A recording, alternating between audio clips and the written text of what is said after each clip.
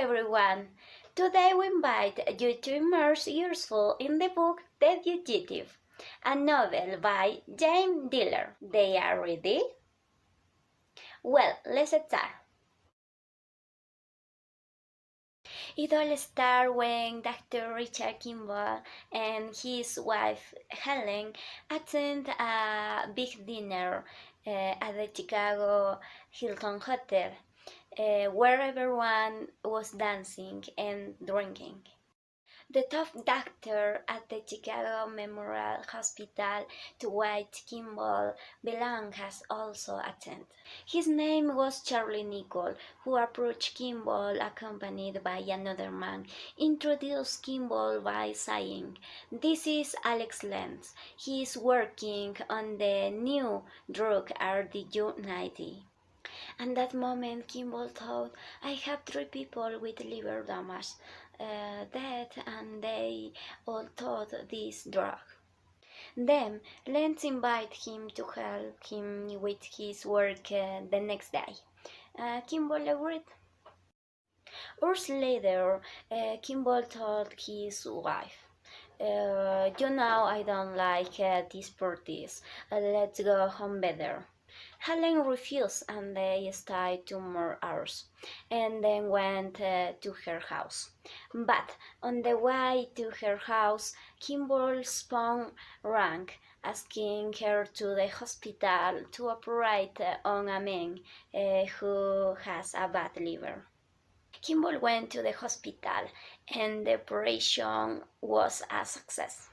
He returned house again. While he was driving, he called his wife. She was in the living room reading a book. She closed the book and walked upstairs to sleep. While she was going off, she felt that someone was in his room. And so it was. That man was dressed in black and armed, come out of the darkness and hit her. He shot her in the leg. Helen tried to talk to her husband on the phone, but the man wouldn't let her. She shot her in the head, and everything started to go dark. Kimball came up and yelled, "Helen, Helen!" He ran into the room. He saw the man. He hit him, and when he tried to run away, he grabbed her arm. The man's arm was artificial. The man managed to get free, hit Kimball very hard and escaped. Kimball, tearful, approached his wife, hugged her, but learned that she was dead. Some time later, the police arrived, and without sufficient evidence about Helen's death, they took him to prison. He was jailed without being guilty. They said Kimball killed his wife. Klimber, 2 guards, and a prisoner named Copeland traveled to a prison located in Illinois. Suddenly, Klimber looked at the Copeland, who had a knife and yelled, "Beware!" when he attacked a guard in the leg. The guard shot but the bullet hit a driver. The bus got stuck in the middle of the train tracks and was going to be crushed by the train. Then the guard gave Kimber the case. He threw the bus guard and Kimber jumped. Before the train collided with the bus, Kimber escaped as soon as possible before more police and people arrived. Chapter 4. The chase begins. The policeman Gerard arrived at the scene and asked the guard for Kimber's freeze. He told him that they might have died, but Gerard did not want to believe something inside him. He said that Kimber was alive, so he ordered to look for him 10 kilometers around.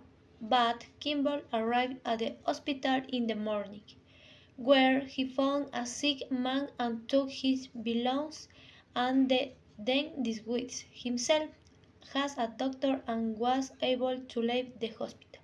But before he got out, Ward recognized Kimball and quickly informed Gerard. When Gerard arrived at the hospital, he saw an ambulance leave suspiciously, and he started to follow it. There was Kimber. He hid in a tunnel with water. Then he got out the ambulance, silenced both Gerard, managed to see Klimbe, so they chased him.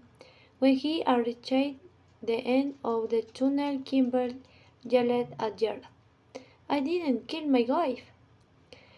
And suddenly he jumped into a very strong river. Gerard was left watching and warning. We Klimbe said that. Chapter 5. Hell for Richard. The next day, Gerard was warning if Kimble is alive, when suddenly he hears call for Kimble with his friend Walter Gutierrez, telling him that he needs money. But he denies him since Kimble is dangerous and he doesn't want to risk his family and work.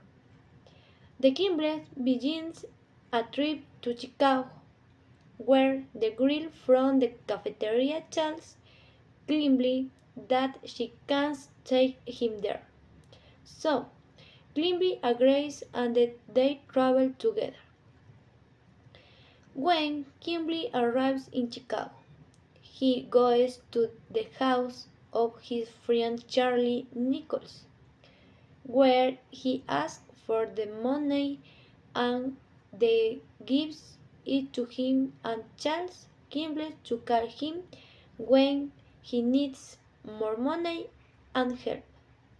In Gerard's office, he finds himself think about what the Kimble told him before jumping in the river. That didn't kill his wife. Then he deduces that maybe there's another person who really killed Helen, and Kimble wanted to find him. After talking with Nicholas, Kimball went to the hospital. He entered the dry cleaning room to take a screw from a cleaner. When he left, he found a cheap room. The owner took the rent money without asking questions. So Kimball stayed there. Although the room was cool and dark, he decided to spend the night there. Gerard and Paul went to see Charlie Nicholas in his office. Nicholas told them that 2 days ago he had seen Kimball and that he had asked for help and immediately had given him some money and his coat. Angrily, Gerard told Nicholas that next time he should tell Kimball that if he wants help, he will look for him and not Nicholas. The next night, Kimball went to work at the hospital as a cleaner. He was slow approaching the prosthetics department. A woman came in and saw Kimball. He turned around and saw that she had an artificial arm in her hand. She mistook him for Rudy, and Kimball just said that she was going to clean that day.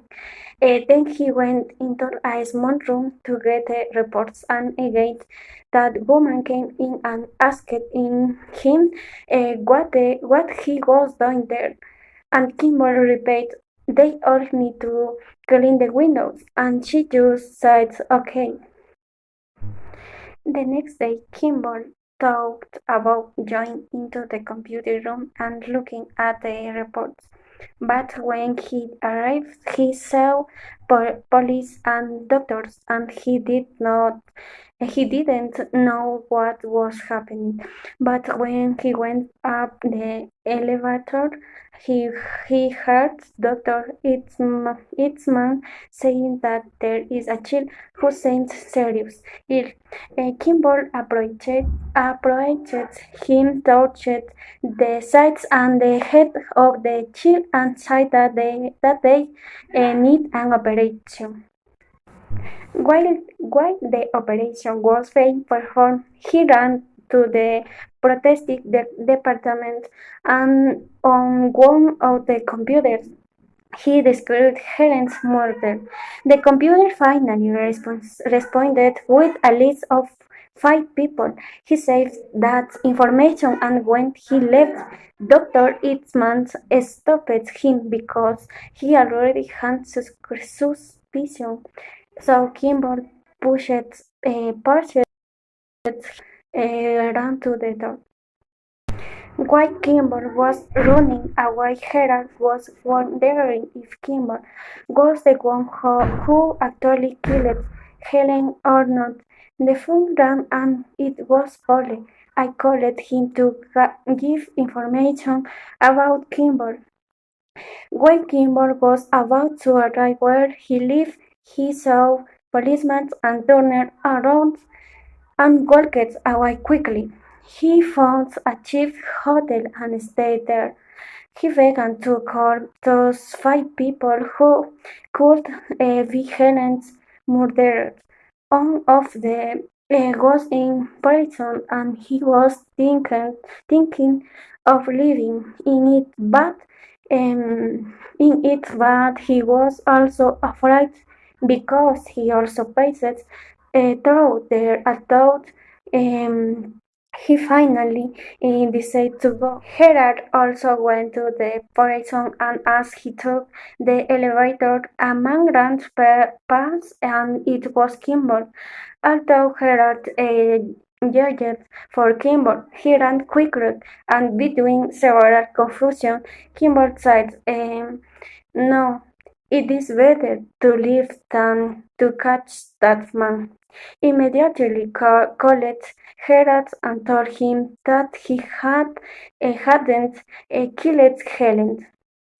In the outcome search for Kimball, his fingerprints are found in the apartment, but he manages to stay elusive. Sykes denies any knowledge of Kimball during an interrogation by Gerald, but Gerald suspects he's lying. Kimball contacts Nichols and reveals his finding that his wife's death was not a robbery, but a conspiracy involving McGregor and Lentz. Nichols revealed that Lentz died in a car accident, but Kimball insists on seeking further assistance. Gerald interrogates Nichols again, and they discover that Lentz had a connection to Mr. Grigor and pharmacist at Chicago Memorial Hospital. Kimball obtains the driver's samples and discovers that they were tampered with. Kimball confronts the person responsible, while Sykes receives orders to tell quite Kimball. The police and Sykes converge on the hospital, leading to a questioning of Burns, Leeds, Post. Gerald proceeds with his investigation into Helen's murder and finds evidence that someone used Kimball's car found the call Sykes on the night of the murder. Gerald confirms the call through Kimball's criminal record. Later at a hotel speech by Nichols, Sykes confronts Kimball with a gun, but Kimball manages to overpower him with the help of a traffic officer. Kimball then accused Nichols of orchestrating Helen's murder at Mall's Beach, leading to a fight between Kimball, Nichols, and Gerald.